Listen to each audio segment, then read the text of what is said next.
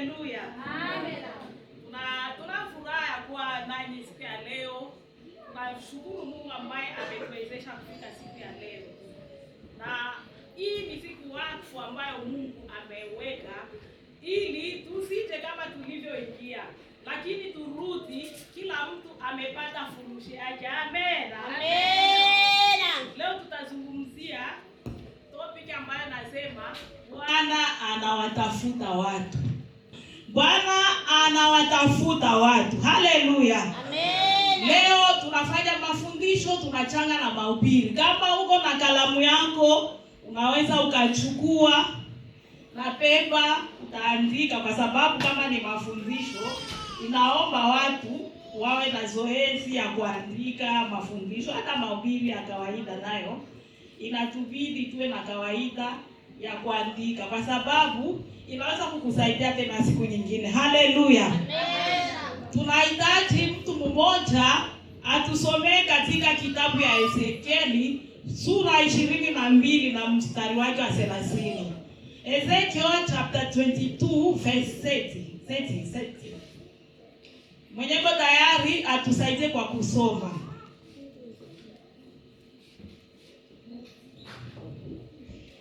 Ezekieli sura yake ya 22 mstari wake wa 30. Aliye tayari kwa usomi na atusomee.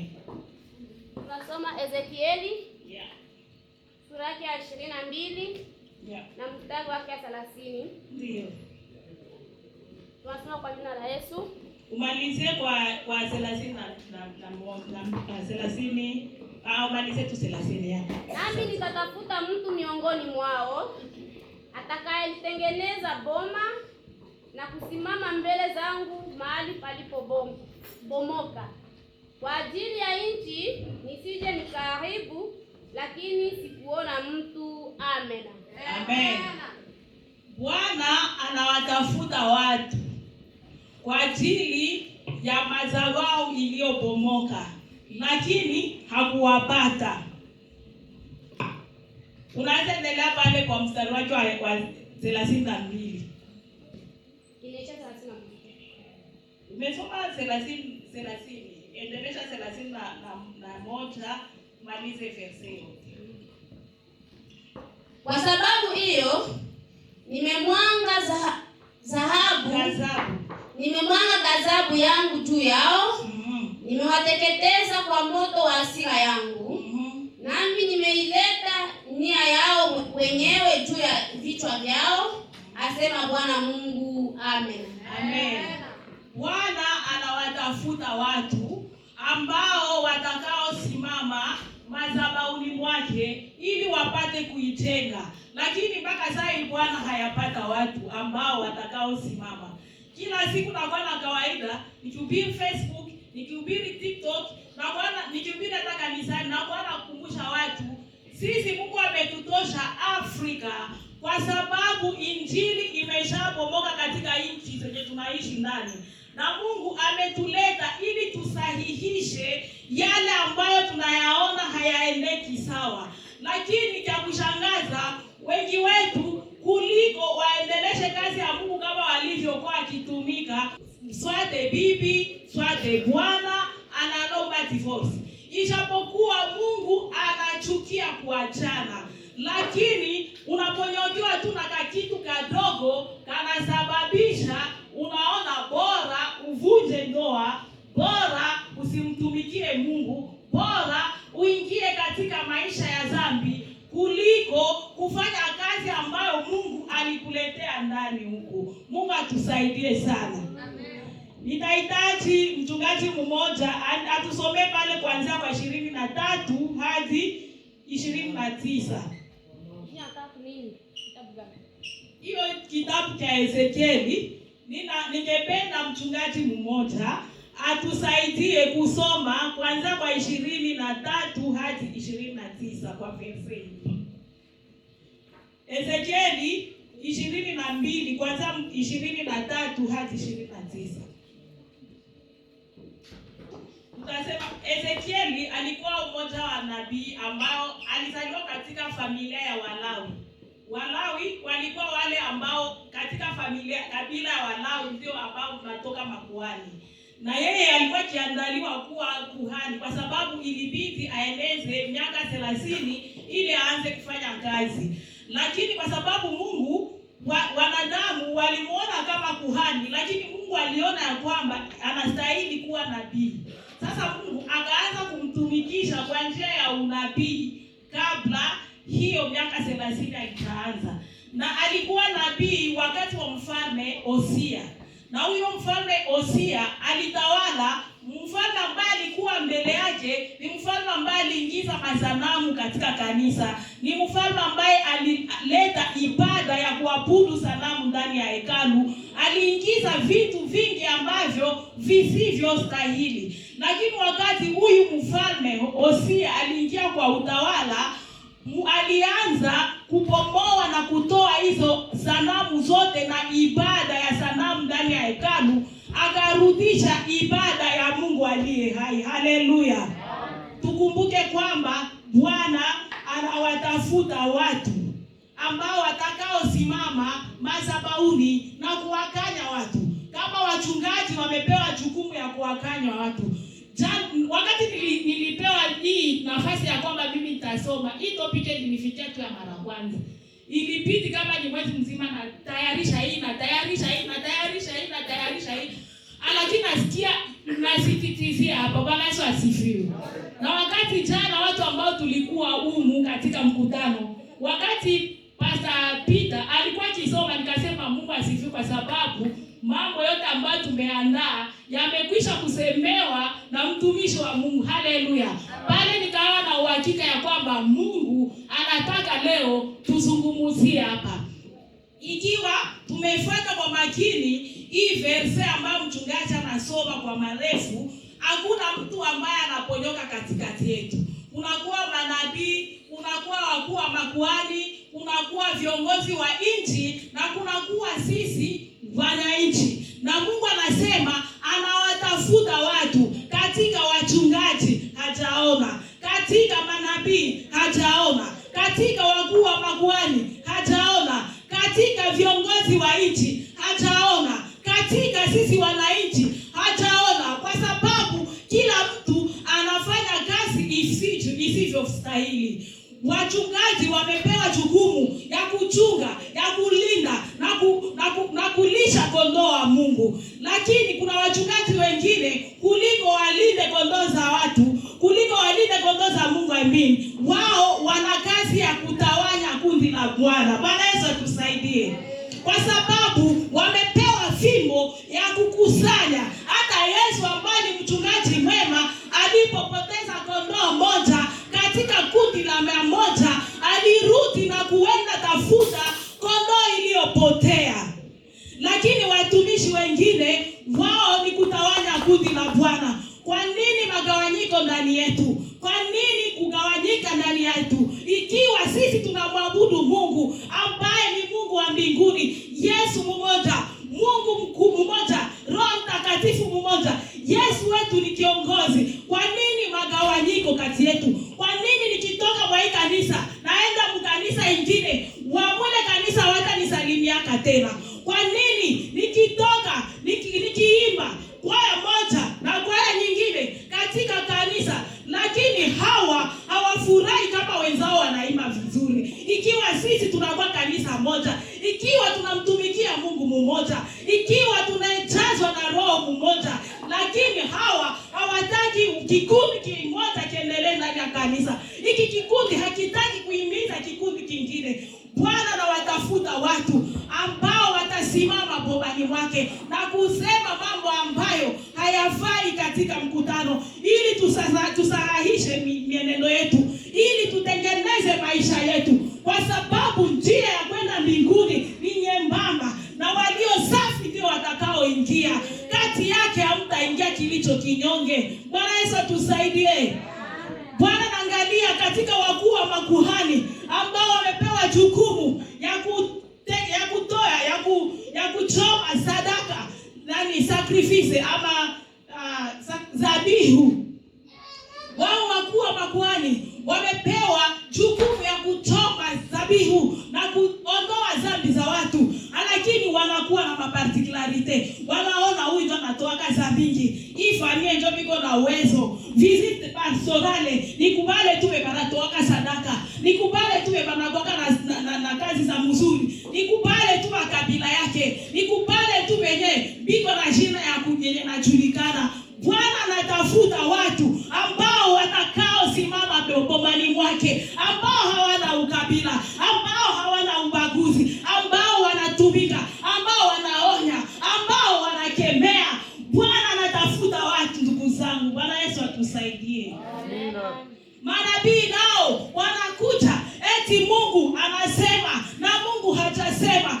Ninyi nyote mkiangalia hata mambo yaliyotokea tu kwa mwaka huu, wakati walikuwa kicheza mpira ya Coupe du Monde, hao wanasema Kongo itapiga hizi mabii, hao wanasema tutashinda, hao wanasema Mungu anasema hivi, lakini angalia jinsi wengi walipata haya. Bwana Yesu atusaidie.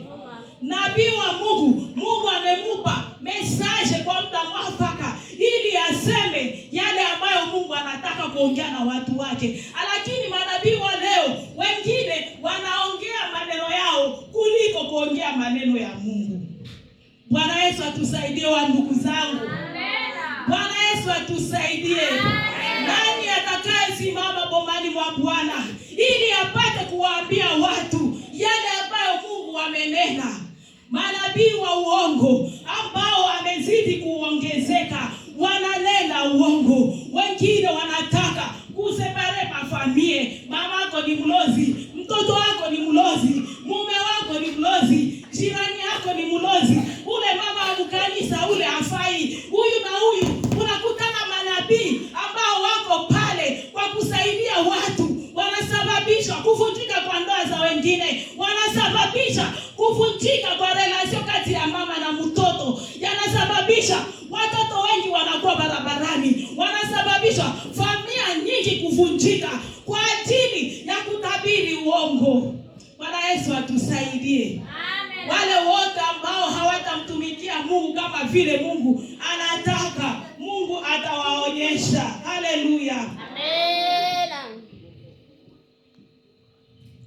Wakati ule wa nabii Ezekieli, wakuu wa makuhani walikuwa kama simba, wakikuwa na makorupsio, wakati wanawaletea hizi sadaka za kuteketezwa, walikuwa na maparticularite, walikuwa kinyanyasa watu. Wengine kama mapasta wa leo, kama wachungaji wa leo, kama mitume wa leo, kama manabii wa uongo wa leo, kazi yao tu ni kunyanyasa watu. Mutoe hivi, unakutana mtumishi ambaye ni pastere, ni mchungaji, ana nyumba nzuri sana, ana magari mazuri sana, lakini ndani ya mkutano kuna mtu ambaye hana kiato, kuna mtu ambaye hana nguo, kuna mtu ambaye hana kazi, lakini wao wanatembea na wa escort. Ikiwa Yesu mwenyewe hakutembea na escort, uko naona mchungaji, uko naona nabii, unajiuliza ni politician wala ni mtumishi wa Mungu? Ikiwa Mungu anasema nyinyi msiikale kwa viti vya mbele, kwa sababu mafarisayo ndio ambao wanaikana kwa viti vya mbele, wanapenda kusifiwa na watu, wakisalimiwa na watu masokoni, wakiitwa baba. Lakini Yesu akasema nyinyi msiitwe wa baba, kwa maana mimi ndiye baba yenu. Haleluya. Msiitwe baba na mtu yeyote, kwa sababu mimi baba yenu. Na akasema aliye mdogo kwa hawa, mtu anataka kuingia katika ufalme wa mbingu, ni sharti ajifanye kama mtoto mdogo, ndiye ataingia. Wachungaji hawa, wakuu wa makuhani, ni watumishi wetu. Nimemshukuru mtumishi ambaye alituhubiri jana, kwa sababu jinsi aliunderstand vile Biblia inasema ya kwamba mchungaji anaonekana sasa vile autorite, lakini kiundani ni mtumishi wetu sisi wote. Bwana Yesu atusaidie. Bwana anatafuta watu ambao watakao simama na kuweka vitu kwa sawa, watakao simama na kusema hivi ndivyo inastahili. Wachungaji, wakati tunawaona watu wanasema wala wanafanya isivyo stahili, kazi ni kukuambia hapa unapita kwa mstari, urudie kwa mstari. Ikiwa utatoka kanisani uende kule ambako hawatakuona, sana, kwa sababu hawa wamepewa jukumu ya kukemea na kuonya. Wakati watakapokuonya unasema walinihubiri. Hakuna mtumishi ama mtakazi ambaye ataenda tukamata ninaenda prepare juu ya Martha. Havitawezekana. Haleluya.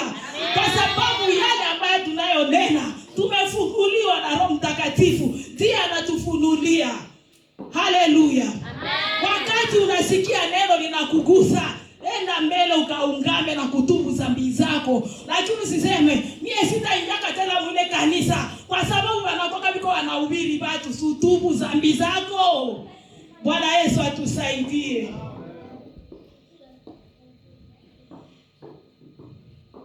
Hata katika waimbaji wengine wanaimba tu kwa experience, kwa sababu Mungu amempatia sauti. Unapoimba mzuri hatutasema kama ni karama, kwa sababu ni karama. Kama baba mzizie profana waimbaje mzuri, ni neema umepewa. Haleluya. Kwa sababu naona waimbaji wa kidunia wanaimba mzuri, wana dance mzuri, na wewe unaweza kuwa mwimbaji kanisani, lakini kama hautumiki na Roho Mtakatifu, unaimba tu kama ule mzizie profane, unaimba neno la Mungu, unaimba Yesu, unaimba maneno ya Biblia, lakini kama matendo yako hayako safi, Mungu hakujui wala hakuhesabu hata. Kwa sababu katika waimbaji kuna kiburi cha uzima. Mie kama sikwenda mule kanisa, hawana mwengine mwenye ataimba sifa na maabudu. Hawana mwengine zaidi sana wa instrumentiste wanasumbua makanisa, kwa sababu wanasema hivi shia tutapiga gitare, hakuna mwenye atapiga pale. Kama mimi sikupiga drum, hakuna mwenye atapiga pale. Lakini ndugu yangu, leo ni siku yako ambayo Mungu anatafuta watu watakao simama bomani mwake ili kuyajenga madhabahu yaliyobomoka. Bwana Yesu atusaidie. Unaona vitu ambavyo vinatendeka wakati nakuwa nikikaa, wakati tunaenda kwenye maharusi, unakutana mchungaji ama mwinjilisti ama muimbaji Mkristo ambaye anaokoka anajua tofauti ya nyimbo za asili na nyimbo za Kikristo. Unajua tofauti ya nyimbo za Kikristo na nyimbo za kidunia. Lakini wanayoweka nyimbo za asili ambazo hazina hata neno ya kumrudishia Mungu utukufu. Mchungaji, mwimbaji, kila mtu wa kanisa unasimama, unafanya, unacheza, unapiga dance. Mungu anachukizwa na matendo hayo wa ndugu wangu. Kwa sababu ule ambaye anatunga nyimbo zile tunaimba za traditional, kuna kwa spirit yenye iko behind ya maneno yake. Kwanza ni watu ambao hawaokoki. Na wakati ameandika vile, kuko esprit ambayo ilimuandikia, kuko esprit ambayo tofauti na Roho Mtakatifu. Anaimba, siseme kama ule mwenye anaimba njomu mwenye dhambi, siseme vile. Lakini nasema wakati tunasikia maneno ambayo yanaimbwa katika manyimbo, lakini na sisi, mimi mwinjilisti, dada mwimbaji, mchungaji na nabii, na sisi tunasimama, tunaanza cheza, tunaimba, tunamrudishia nani utukufu? Je, mioyo yetu hatuwezi kujioji haya kwamba hivi ambavyo tunafanya haviko sawasawa na mapenzi ya Mungu? Mungu atusaidie. Mimi mara mingi nikienda kumafeta, hata familia yetu wanaweka manyimbo, wananiambia mbona usimame? Nasema nisimame nicheze nyimbo gani mko naimba? Nicheze niko na histori. Wakati tumefanya wedding, unaomba baadhi ya wedding tunajitayarishaka vya kufungula piste, vya nini vile vyote tulifundisha. Lakini sawa lituita tufungule piste. Nyimbo yetu tulitayarisha kunani ule DJ akaleta muziki mwa hivi ya kofi. Tukachanganyikiwa. Bakatia pale simucheze tu. Na kuambia muziki ikakosekana. Ile kafungula piste tukarudia kufasi yetu. Kuna wakati mwingine hapa mtu mmoja alituchagua kama tumsimamie kwa harusi yake kama wapare. Wakati wa kuingia tulipaswa ingia na muziki yenye haiko muziki ya kumsifu Mungu. Lakini kitu kenye kilifanyika pale, tekniki yote alikutumika. Bali jitahidi, bali chanje kompyuta, bali chanje hiki na hiki, hakuna kitu kenye kiliendeka. Tukakuwa oblige kuingia tu hivi bila muziki yoyote.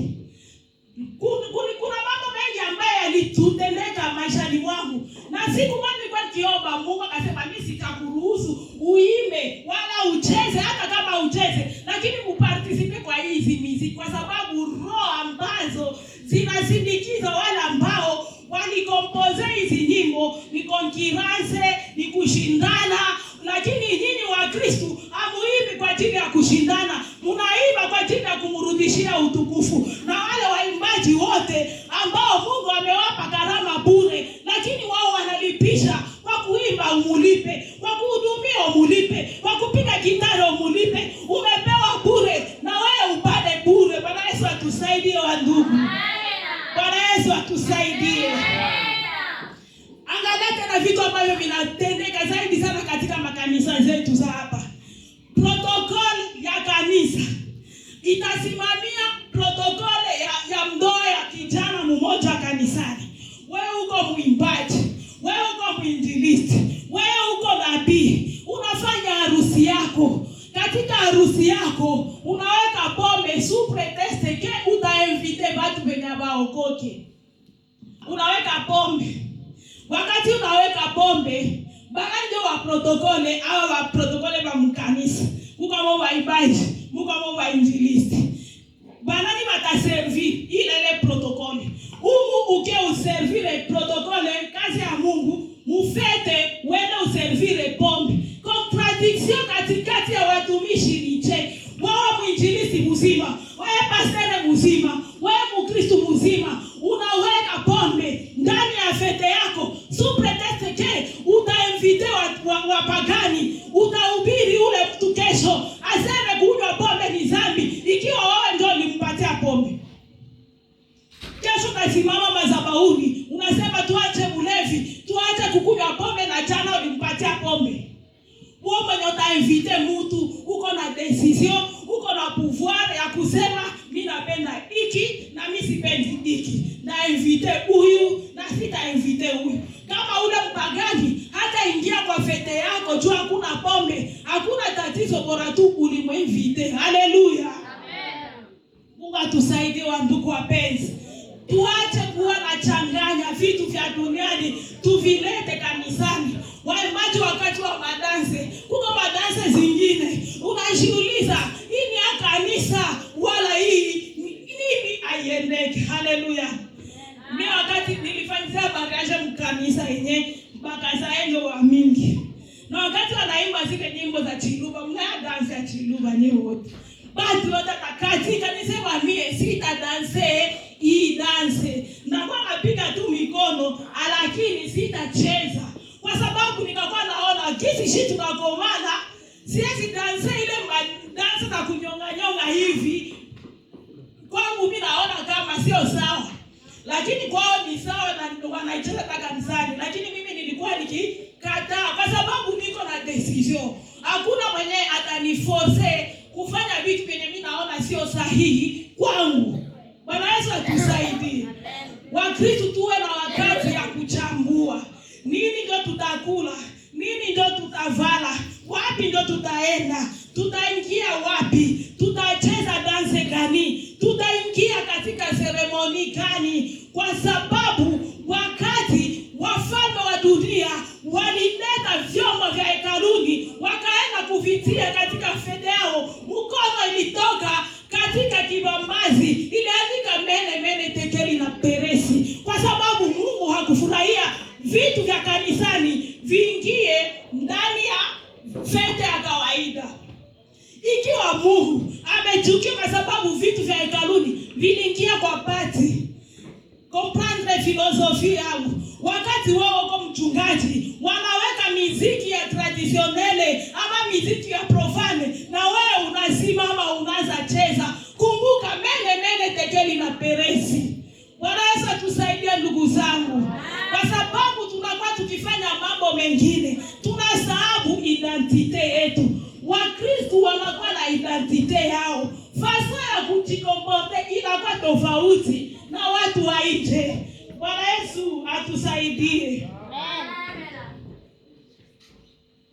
Sisi wafanya siasa nao, kwa sababu nao wako concerned kwa ile verse. Wanawatesa watu. Wao ni kulijilimbikizia mali yote. Hawangaike na population. Wanaua watu ovyo ovyo. Wanapiga watu ovyo ovyo. Wanawashutumu mambo ambayo hawakuyafanya. Angalia dunia vile inavyoendelea. Watu ambao wana mamlaka wanataka kuwanyanyasa watu ambao hawana uwezo. USA inaenda na mpiga Iran. Russia inaenda na mpiga Ukraine. Tunasikia China inapenda kumpiga Thailand. Kongo, dunia mzima haipendi tuwe na amani, kwa sababu wenye mamlaka wanataka kuwanyanyasa. Lakini asema Bwana atawakomesha nyinyi nyote, kwa sababu mumekataa kusikia maagizo yake. Kwa sababu nyinyi ni wanasiasa, mumewekwa pale, mnakamata Biblia, ndio mnaprete serma. Ni kwa sababu mnajua yanayokuwa kule ndani ya Biblia. Lakini mkishaanza kazi, mnasahau serma zenu. Inakuwa ni kuwanyanyasa watu, inakuwa ni kuwafunga, inakuwa ni kuwaua. Wengine wanabaka. Biblia inasema wajane wanaongezeka. Ikiwa wajane wanaongezeka, maana yatima wanaongezeka. Watu wanateseka, watu wanauawa kwa sababu tu ya amri ya mtu mmoja ama wenye mamlaka. Wanacreate hata maepidemi na wanaoblige watu bakamate mavaccine kwa sababu wao wana uwezo. Sisi hatuna uwezo. Wanacreate corona. Wanasema kama haukamate vaccine hauruhusi kutumika tena kwa makazi fulani. Angalau watu wengi walipoteza makazi yao kwa sababu walikataa kujivaccine kwa ajili ya corona. Wanasiasa Mungu anawaona. Mungu anawaona. Anasema ni muda wa kwanza ya kujirekebisha, kwa sababu tayari Mungu anachukizwa na matendo yenu. Tayari Mungu anachukizwa na yale ambayo mnayoyafanya. Mungu ameweka adhabu kwa ajili ya grupe kadhaa ambazo waliacha wajibu wao. Kunakuwa adhabu kwa ajili ya wachungaji na kunakuwa adhabu kwa ajili ya watu manabii wa uongo. Tunaomba mama mmoja atusomee Yeremia sura yake ya 23 mstari wa 1 hadi 3. Mwingine atafute Yeremia sura 23 mstari wake wa 15 hadi 16. Mwingine mama atafute Ezekieli sura 13 mstari wake wa 3 hadi 9. Na mwingine atayarishe Isaya sura 6 mstari wake wa 8. Lakini tunaanza kwanza kwa adhabu ya wachungaji. Yeremia sura 23 mstari wake wa 1 hadi wa 3. Aliye tayari nasome. Yeremia 23 Yes. mstari wake wa 1 unasema, Ole wao wachungaji wanaoharibu kondoo za malisho yangu. Ole wa wachungaji wanaoharibu kondoo za malisho ya Mungu Na kuwatawanya. Yes. Asema Bwana. Ndio.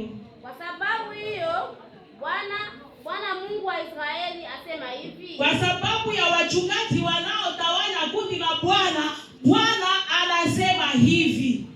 Juu ya wachungaji wanaowalisha watu wangu, mmewatawanya kundi langu na kuwafukuza, wala amkwenda kuwatazama. Mnatawanya kundi langu na kuwafukuza, wala mkwenda kuwatazama. Ima tribalisme, ima mabitu ambazo wengine wanatia makanisa inafanya watu wengine waondoke. Unaona watu wanaondoka kanisani, lakini haujitahidi kwenda kuangalia kwa nini huyu mama, huyu baba, huyu ndugu haonekani kanisani.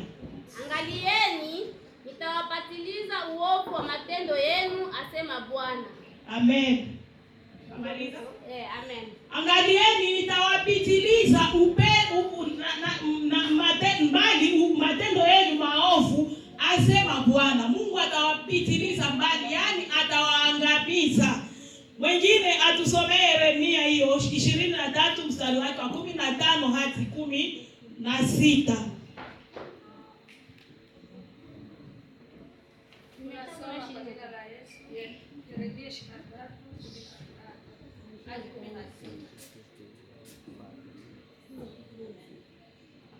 Basi Bwana wa majeshi asema hivi. Basi Bwana wa majeshi asema hivi. Kuhusu habari ya manabii. Kuhusu manabii. Tazama, nitawalisha pakanga. Nitawanywesha maji ya uchungu. Benye wanasoma English pale, maji ya uchungu, mu English wanasema poison water. Na kwa Fransai wanasema l'eau empoisonnée. Nyinyi wa nabii ambao munaleta unabii wa uongo, Mungu atawanywesha maji ya sumu. Yeremia, Ezekieli, Isaya na wengine, unasikia verse inaanzaka neno la Mungu likamtia. Yaani neno la Mungu linaweza chinia mtu yeyote ambaye anakupako ama ana ule huduma ya unabii. Neno inaweza kukujilia anapote, kwa sababu hawezi jua kama Mungu ataongea na wewe saa ngapi. Pengine watumishi wanajua kama Mungu anaongea saa ngapi. Watumishi mnajua. Lakini neno la Mungu linakuja kwa muda maalum ili Mungu azungumze na watu wake, ili Mungu awaganye.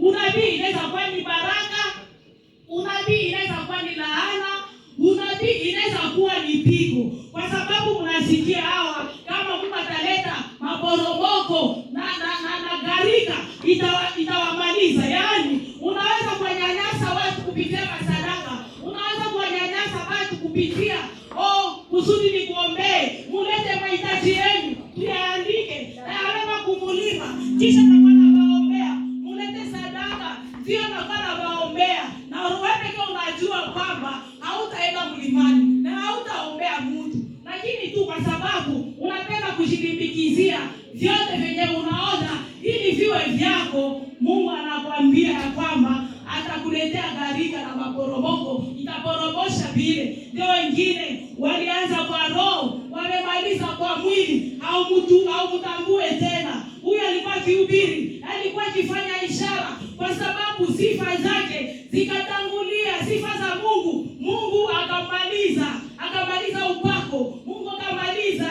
hiyo nguvu ambayo alikuwa akikupatia. Wengine waimbaji mtawaona wakianza, wanaanza kwa roho, akitosha albumu moja, 2, 3, ikishakuwa ya 4 hautamtambua tena. Unajiuliza ule upako uliendaka wapi? Ile nyimbo zilienda wapi? Kwa sababu unatanguliza sifa zako kuliko kutanguliza sifa za Mungu. Mungu atusaidie. Je, kuna mtu ambaye anatamani Mungu amtume? Kwa sababu Mungu wakati alisimama akiangalia ndani ya watu wote, akasema hajaona mtu. Na tena kauliza ni mtume nani? Mtu mmoja, tusomee Isaya sura yake ya 6 mstari wake wa 8. Tunasoma Isaya sura ya 6 mstari wa 8. Yes. Lakini yeye akayatambua mawazo yao, akamwambia yule mwenye mkono uliopooza. Isaya Isaya sura 6 mstari wake wa 8.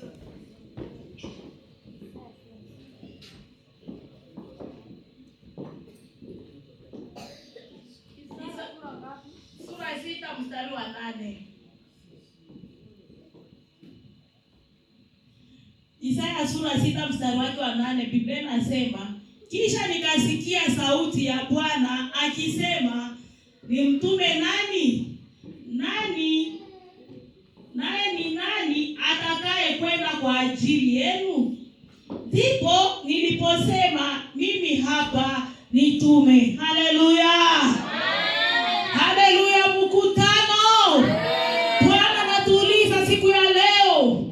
Anasimama madhabahuni, anasimama mbele zetu, anauliza ni mtu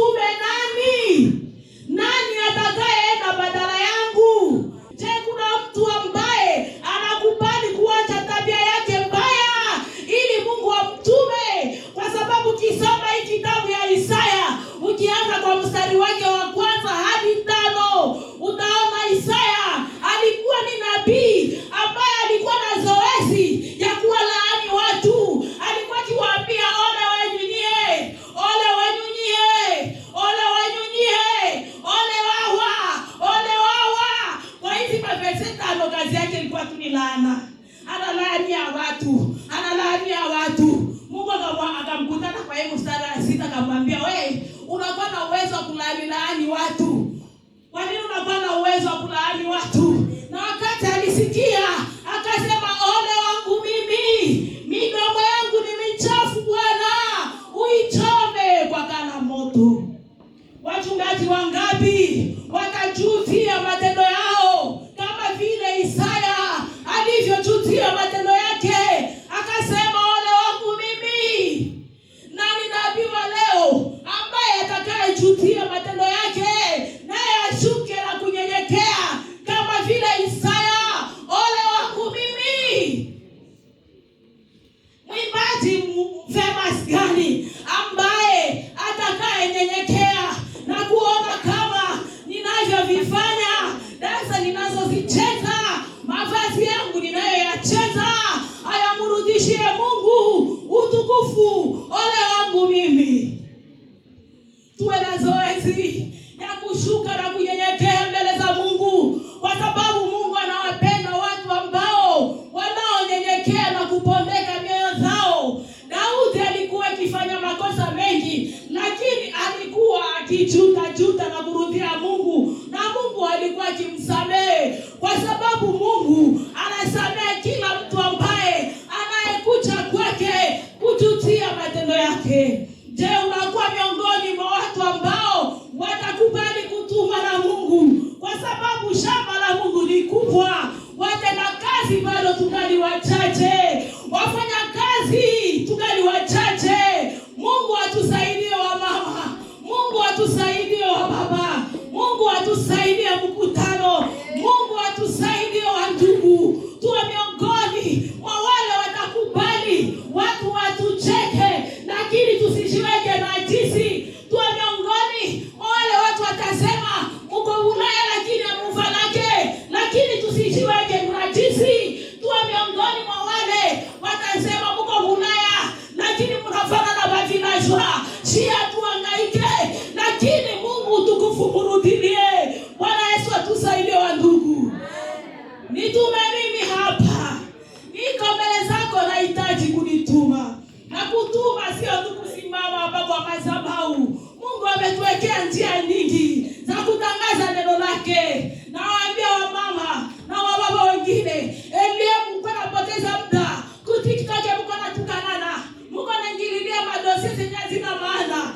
Profite ule muda kutangaza neno la Bwana, kumkumbusha Mungu kama Yesu anarudi hima, kumkumbusha mtu kama ufalme wa mbingu unakaribia na utapewa taji kwa kazi uliyoitenda. Mungu nitume mimi. Nitume mimi Bwana. Bwana Yesu atusaidie. Nataka kuwaita watu hapa mbele ambao wanakubali Mungu awatume, kwa sababu shamba la Mungu ni kubwa. Watenda kazi ni wachache. Pengine miongoni mwetu wengine hawajabatizwa bado, lakini wanafanya huduma. Muda huu Mungu anataka uikubali akutume. Pengine umeshabatizwa, unafanya huduma, lakini ukiwa nakuanguka, Mungu anakuhitaji wewe pia.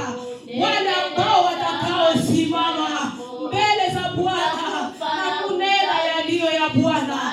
Bwana anahitaji wachungaji ambao watakaoona na kukemea. Bwana anahitaji kuhani ambao watakapo toa sacrifice, kwa sababu kwa siku hizi kuhani wetu mkubwa ni Yesu Kristo, ambaye alijitoa sadaka kamili. Kwa damu yake tumekombolewa dhambi. Ni kwako tu kuamini na kukubali na kwamba Bwana ni Mwokozi wa maisha yako.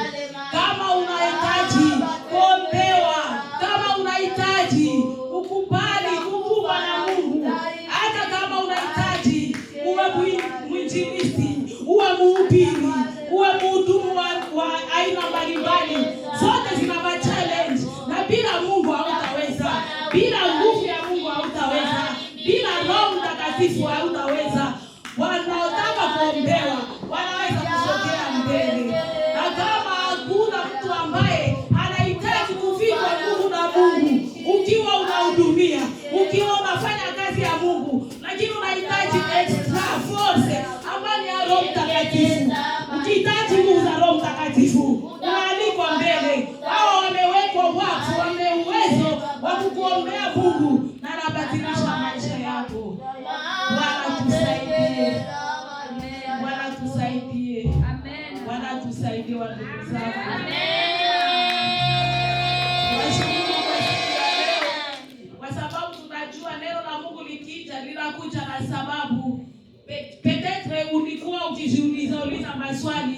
lakini petetre unapata na jibu la swali lako. Mungu azidi kututumia.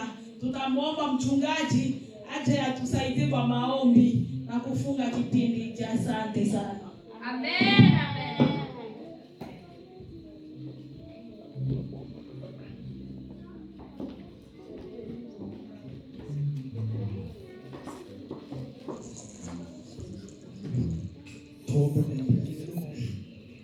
Baba mtakatifu, uishie mahali palipoinuka sana. Wewe ni Mungu wetu na wewe ni Bwana wetu.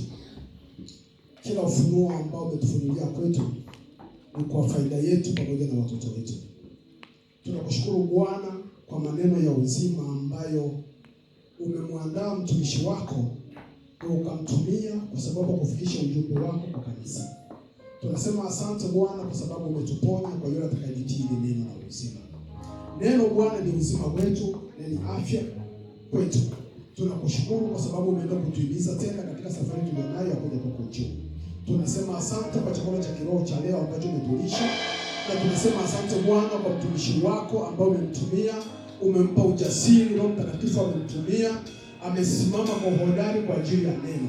Uende kumbariki yeye pamoja na familia yake yote, umjaze mafuta ya Roho Mtakatifu katika huduma ya siku nyingine, umtie nguvu ili aendelee kulihudumia kanisa kwa siku nyingine. Umbariki hatua za miguu yake, ubariki pamoja na familia yake, ubariki mkutano mzima, uwawezeshe katika neno hili liweze kutufikisha juu mbinguni. Ni katika jina la Kristo aliye Bwana na mwamba na mwokozi wa maisha yetu tunaenda kushukuru kwa neno. Amen. Amen.